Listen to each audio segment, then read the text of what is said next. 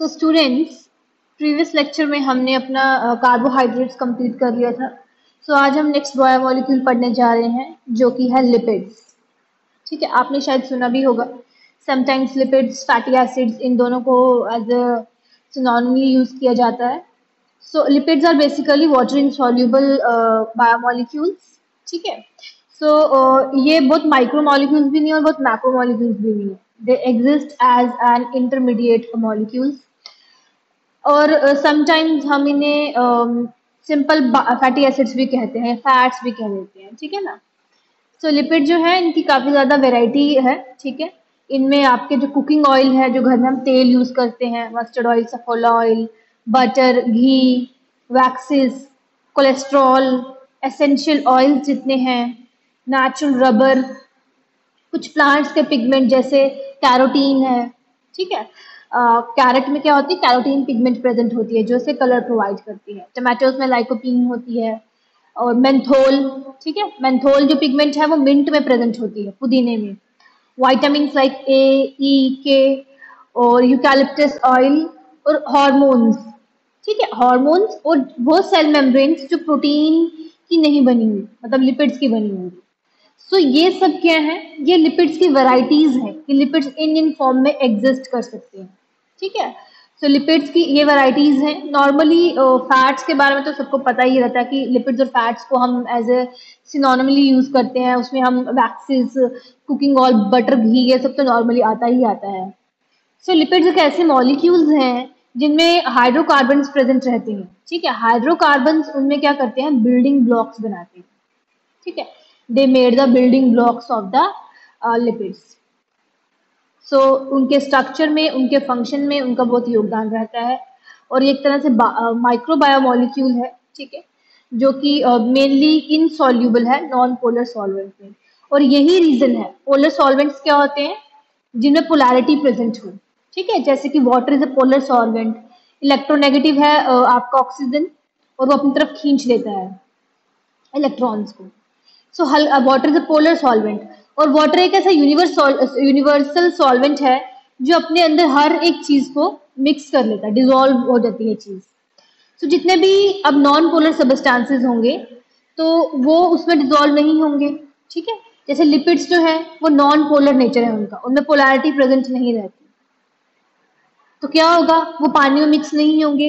और यही रीजन है कि तेल और पानी कभी मिक्स नहीं होता, दे फॉर्म एन इमल्शन। तेल की बूंदें ऊपर तैरती रहेंगी यूनिफॉर्मली, ऐसे आपको लगेंगे कि ड्रॉपलेट्स पड़ी हुई हैं। यही रीजन है कि लिपिड्स जो हैं that are insoluble in polar solvents like water, and वो सॉल्यूबल किस में होंगे, नॉन पोलर सॉल्वेंट्स में ही सॉल्यूबल होंगे। ठीक है, नॉन पोलर सॉल्यूवेंट्स में आपके बेंजीन वगैरह आ जाते हैं, ऑर्गेनिक कंपाउंड्स जितने भी हैं। तो लिपिड जो वर्ड है बेसिकली ये फैट्स और फैटी एसिड्स के लिए सिनोनिम यूज किया जाता है। और फैट्स भी एक्चुअली एक सब ग्रुप है लिपिड्स का, और ये किसके अंदर आते हैं, ट्राइग्लिसराइड्स के अंदर आते हैं। ठीक है, सो लिपिड्स में क्या रहता है, जो वो मॉलिक्यूल्स जैसे कि सच एज फैटी एसिड्स हो गए। ठीक है, फैटी एसिड्स होंगे, उनके derivatives triglycerides, diglycerides, monoglycerides, phospholipids, वो वाले लिपिड्स जिसमें फॉस्फेट ग्रुप प्रेजेंट रहता है। फॉस्फोलिपिड्स की आपको एग्जांपल पता भी होगी, जैसे हम जो हमारी सेल मेम्ब्रेन रहती है, प्लाज्मा मेम्ब्रेन रहती है, वो क्या बनी हुई है, लिपिड बायलेयर फॉस्फोलिपिड्स की बनी हुई है ना। फॉस्फोलिपिड दो तरह की बायलेयर्स प्रेजेंट रहती हैं। और कुछ स्टिरोल कंटेनिंग मेटाबोलाइट्स जैसे कि कोलेस्ट्रॉल है, स्टिरोल है, स्टीरॉइड्स हैं, ये वाले मेटाबोलाइट्स भी लिपिड्स को कॉन्स्टिट्यूट करते हैं। सो लिपिड्स कंपाउंड्स जो हैं वो केमिकल स्ट्रक्चर और फंक्शनल स्ट्रक्चर में तो काफी डिफर करते ही करते हैं, बट सबका फीचर कॉमन रहता है। ठीक है, वो नॉन पोलर है और पानी में इनसॉल्यूबल है। वो ऑर्गेनिक सॉल्वेंट जैसे क्लोरोफॉर्म हो गया, ईथर हो गया, एसीटोन हो गया, बेंजीन हो गया, ये जब आप ऑर्गेनिक केमिस्ट्री पढ़ेंगे तो आपको समझ आ जाएगी। उसमें ये सब क्या रहते हैं, आराम से ये अब डिजोल्व हो जाते हैं क्योंकि वो non polar solvent. They dissolve in non-polar solvents like either chloroform, acetone and benzene. ठीक है, पानी में वो कुछ इस तरह से डिस्पर्स हो जाते हैं यूनिफॉर्मली कि एमल्शंस फॉर्म कर देते हैं। कहीं बार क्या आप घर में भी ट्राई करके देख सकते हैं, पानी के ऊपर आप ऑयल को अगर करेंगे तो वो एक लेयर बना के फ्लोट करेगा। ठीक है, ये एक बात ये भी है कि डेंसिटी जो है वो वाटर की ज़्यादा रहती है, so it just float on water uniformly, से आपको ड्रॉपलेट्स दिखे मिलेंगे। और लिपिड्स नियर अबाउट 3.5% कॉन्स्टिट्यूट करते हैं सेल कंटेंट में। जैसे कार्ब्स के बारे में हमने पढ़ा था 1%। अगर हम इनकी क्लासिफिकेशन की बात करें तो इनके बहुत सारे सब ग्रुप्स हैं। अगर हम क्लासिफाई करते हैं तो सबसे पहले हम एक पहला ग्रुप लेते हैं सिंपल लिपिड्स। सिंपल लिपिड्स जो है वो एस्टर्स है फैटी एसिड्स के, ठीक है, they are the esters of fatty acids, और उनके साथ बहुत सारे अल्कोहल्स OH ग्रुप लगा रहता है। अब सिंपल लिपिड्स जो है वो दो तरह के हैं, ठीक है, जैसे true fats and waxes. True fats को आप न्यूट्रल फैट्स भी कहते हैं। ये फैटी एसिड्स हैं, एस्टर्स हैं फैटी एसिड्स के, और इनमें अल्कोहल ग्लिसरॉल की फॉर्म में रहता है। जैसे ग्लिसरीन होती है ना, उसके साथ अल्कोहल ग्रुप लग जाता है तो ग्लिसरॉल बन जाता है। इन्हें हम ग्लिसराइड्स भी कहते हैं। और दूसरे आपके आ जाते हैं वैक्सेस। ये भी फैटी एसिड्स के ही एस्टर्स हैं, बट इनमें अल्कोहल तो होता है, पर वो ग्लिसरॉल को छोड़ के, मतलब कोई और मॉलिक्यूल हो सकता है। अब हम सेकंड क्लासिफिकेशन है कंपाउंड और कॉन्जुगेटेड लिपिड्स, मतलब इकट्ठे वाले ना, जो दो तीन लिपिड्स मिलके एक कॉन्जुगेट स्ट्रक्चर बना देते हैं। तो उसमें क्या रहता है, there are esters of fatty acids. ये फैटी एसिड्स के एस्टर्स भी हैं, इनके साथ अल्कोहल भी है, बट इनके साथ अल्कोहल के साथ दूसरे सबस्टांसेस भी होंगे, ठीक है। वो चार तरह के इनके सबस्टांसेस होंगे, चार तरह की इनकी टाइप्स होगी कॉन्जुगेटेड में। जैसे कि पहले आपका आ जाएगा फॉस्फोलिपिड्स, ठीक है। फॉस्फोलिपिड्स क्या करते हैं, फैटी एसिड यील्ड करेंगे, ग्लिसरॉल भी होगा, और amino alcohol sphingosine, phosphoric acid और नाइट्रोजन कंटेनिंग अल्कोहल होंगे, ठीक है। अगर हम इनकी हाइड्रोलिसिस करें तो हमने देखा कि जैसे क्या है कि फॉस्फोलिपिड प्रेजेंट हैं, ठीक है, उनमें अल्कोहल भी है, फैटी एसिड्स भी हैं एस्टर्स के, दे यील्ड फैटी एसिड्स, ग्लिसरॉल भी है, अल्कोहल भी आ गया, बट उनके साथ क्या क्या है, अल्कोहल स्फिंगोसिन, फॉस्फोरिक एसिड भी है, और नाइट्रोजन कंटेनिंग अल्कोहल भी है। मीन्स कि ये बाकी सबस्टांसेस भी उनके साथ अटैच्ड हैं, ठीक है। ये या तो ग्लिसरोफॉस्फोलिपिड्स हो सकते हैं या तो स्विंगोफॉस्फोलिपिड हो सकते हैं। ये डिपेंड करेगा कि अगर कौन सा अल्कोहल ग्रुप उनके साथ अटैच्ड है। अगर तो वो स्विंगोफॉस्फोलिपिड है तो उनके साथ स्विंगोसिन अटैच्ड रहेगा, ठीक है। और अगर तो वो अल्कोहल वाले ग्रुप से हैं तो उनके साथ ग्लिसरॉल ऐड रहेगा। तो ग्लाइकोलिपिड्स, अब ये फॉस्फोलिपिड्स की बात हो गई, ठीक है, इसमें फॉस्फोरिक एसिड भी प्रेजेंट रहता है। सेकंड आ गया ग्लाइकोलिपिड्स। ग्लाइकोलिपिड्स भी फैटी एसिड्स यील्ड करेंगे, स्फिंगोसिन या ग्लिसरॉल इनमें भी प्रेजेंट रहती है, और एक कार्बोहाइड्रेट इनमें रहेगा। Glyco stands for the carbs. ये भी या तो ग्लिसरोग्लाइकोलिपिड्स हो सकते हैं तो स्फिंगोग्लाइकोलिपिड्स हो सकते हैं। अगर तो वो कौन सा ये इस पे डिपेंड करेगी कि कौन सा ग्रुप इनके साथ अटैच्ड है। अगर ग्लिसरॉल है तो वो ग्लिसरोग्लाइकोलिपिड्स होगा, अगर स्विंगोसिन है तो स्विंगो अटैच रहेगा। थर्ड है लाइपोप्रोटीन्स। लाइपोप्रोटीन्स में क्या होता है कि लिपिड्स तो हैं, पर वो मेनली क्या बने होते हैं, फॉस्फोलिपिड और प्रोटीन्स के बने होते हैं। मीन्स कि फॉस्फोलिपिड रहेगा इन लिपिड्स में और प्रोटीन्स प्रेजेंट रहेंगे। उसके बाद है क्यूटीन एंड सुबिरिन। क्यूटीन एंड सुबिरिन जो है तो ये दोनों ही कंपाउंड लिपिड्स में आते हैं, इनके बारे में हम आगे पढ़ेंगे। नाउ वी हैव थर्ड सब class that is derived lipids. Derived lipids में क्या रहता है, ये वो लिपिड्स हैं जैसे कि जिससे आपकी एग्जांपल आती है स्टीरोल, ठीक है, कोलेस्ट्रॉल, ये डेरिवेटिव्स हैं लिपिड्स के, ठीक है। कंपाउंड और सिंपल लिपिड्स के जो डेरिवेटिव्स निकलते हैं ना, हाइड्रोलिसिस प्रोडक्ट से जो चीजें हमें मिलती हैं, उन्हें हम डिराइव्ड लिपिड्स में कॉन्स्टिट्यूट करते हैं। इनमें फैटी एसिड भी होता है, ग्लिसरॉल भी होगा, स्फिंगोसिन भी होंगे, और स्टीरॉयड वाले डेरिवेटिव्स भी होंगे, जैसे कि स्टीरॉयड, कोलेस्ट्रॉल, टर्पीन, प्रोस्टाग्लैंडिन, ठीक है। अब हम ट्रू फैट्स के बारे में, जो हमारी पहली सब टाइप है, उसके बारे में पढ़ते हैं। ट्रू फैट्स में क्या है कि ग्लिसराइड्स, इन्हें आप कॉमनली ग्लिसराइड्स भी कह सकते हैं। ट्रू फैट्स जो हैं वो कार्बन, हाइड्रोजन एंड ऑक्सीजन के कंपोनेंट हैं, जैसे कि कार्बोहाइड्रेट्स के बारे में हमने पढ़ा था।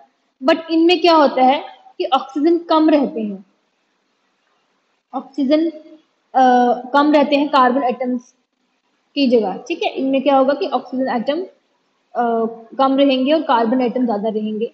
और जैसे कि फैट मॉलिक्यूल है, ये दो कंपोनेंट्स के बने हुए, एक मॉलिक्यूल अल्कोहल है जिसे हम ग्लिसरॉल कहते हैं, और दूसरा क्या होगा, दूसरा आपके फैटी एसिड्स, उनकी चेन रहेगी जो नियर अबाउट 1 to 3 मॉलिक्यूल्स में रहते हैं। जैसे अगर आप ग्लिसरॉल मॉलिक्यूल का स्ट्रक्चर देखें तो ये ग्लिसरॉल मॉलिक्यूल का स्ट्रक्चर है। फैटी एसिड मॉलिक्यूल एक एक्चुअल में क्या है कि अनब्रांच्ड चेन है कार्बन एटम्स की, ठीक है। उसमें हर एक कार्बन एटम रहता है जो कि 4 बॉन्ड्स बनाता है बाकी एटम्स के साथ। कार्बन एटम क्या करेगा, कार्बन एटम 4 बॉन्ड्स बनाएगा बाकी एटम्स के साथ, और इसके पास एक कार्बोक्साइल ग्रुप रहता है COOH और एक एंड में, और दूसरे के पास क्या रहता है, हाइड्रोजन एटम, ठीक है, H, जो कि बाकी जितने भी हैं कार्बन एटम्स हैं उनके साथ अपनी बॉन्डिंग बनाएगा।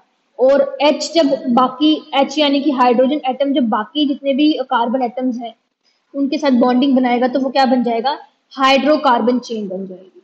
तो फैटी एसिड बेसिकली क्या हुआ, एक ऐसी अनब्रांच चेन है कार्बन एटम्स की जिसमें हर एक कार्बन एटम जो है वो 4 बॉन्ड्स बनाता है बाकी एटम्स के साथ, ठीक है। इस चेन में क्या रहता है, एक कार्बोक्साइल ग्रुप होगा एक एंड में, और उसके बाद क्या होगा, हाइड्रोजन एटम होगा एक एंड में, और वो एक हाइड्रोजन एटम जो होगा बाकी के जितने भी it will be bonded to all और most of the carbon atoms, और फिर उससे क्या बनेगा, हाइड्रोकार्बन चेन बनेगी।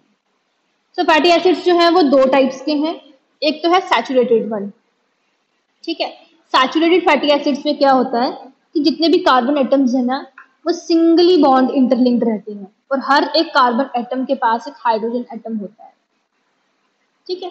हर एक कार्बन एटम जो होगा वो इंटरलिंक्ड रहेगा सिंगल बॉन्ड्स के साथ, डबल बॉन्ड्स नहीं प्रेजेंट होंगी, ओनली सिंगल बॉन्ड्स प्रेजेंट हैं। और हर एक जो कार्बन एटम है उसके पास एक एक हाइड्रोजन एटम भी होगा, और उसके बाद ये मतलब बात यहाँ पे ये रहती है कि वो सैचुरेटेड है, तो वो और कोई हाइड्रोजन एटम नहीं अपने अंदर ले सकते, वो कंप्लीट है अपने स्ट्रक्चर में, that's why they have the saturated one structure, ठीक है। उसके बाद हमारा आता है अनसैचुरेटेड फैटी एसिड्स, ये आपने शायद सुना भी होगा, सैचुरेटेड और अनसैचुरेटेड फैटी एसिड्स। अनसैचुरेटेड में क्या रहता है कि एक स्पेस रहती है एक हाइड्रोजन एटम के लिए कि हाइड्रोजन एटम आकर एक स्पेस में एडजस्ट हो सकता है। ये वाले डबल बॉन्डेड इंटरलिंक्ड रहते हैं, ठीक है, इनमें सिंगल बॉन्ड्स नहीं प्रेजेंट होती। जो आमने सामने वाला कार्बन एटम होगा हो सकता है किसी एक कार्बन से या एक से ज्यादा 2-3 कार्बन वाली जगह में कोई ना कोई हाइड्रोजन एटम खाली हो, तो वहां पे क्या वहां एक जगह हाइड्रोजन एटम खाली हो तो वहां पे they can take up the hydrogen coming atom, ठीक है। किसी उनके पास इतनी स्पेस होती है कि वो कमिंग हाइड्रोजन एटम को अपने अंदर ले सके, और उनका आपस में क्या रहता है, डबल बॉन्डेड स्ट्रक्चर रहता है, इसीलिए उनको कहते हैं unsaturated. Second subtype we have waxes. Waxes के बारे में आपने सुना होगा, जैसे बी वैक्स हो गई, ठीक है, जिससे हनीकॉम्ब तैयार होता है। सो वैक्सेस जो हैं वो लिपिड्स हैं, ठीक है, जो कि long chain saturated fatty acids के बने हुए। हमने पढ़ा कि सैचुरेटेड फैटी एसिड्स क्या होते हैं, जो सिंगल बॉन्डेड हो और उनके पास हर एक कार्बन एटम एक हाइड्रोजन एटम को कैरी करेगा। So waxes have that fatty acids and long chain saturated alcohol, ठीक है, long chain saturated alcohol structure होगा, अल्कोहल स्ट्रक्चर में वो सैचुरेटेड होगा, मीन्स कि वहां पे हाइड्रोजन एटम लेने की गुंजाइश नहीं होगी, और वो लॉन्ग चेन फैटी एसिड्स भी हैं, और उनका मॉलिक्यूलर वेट काफी हाई होता है ग्लिसरॉल से, ठीक है। समटाइम्स ग्लिसरॉल प्रेजेंट रहता है एज अ अल्कोहल कंपाउंड, और समटाइम्स ग्लिसरॉल नहीं प्रेजेंट रहता। सो वैक्सेस में ग्लिसरॉल प्रेजेंट नहीं रहता, हमने ये पढ़ा है, और फैटी एसिड्स में ग्लिसरॉल ही प्रेजेंट रहता है।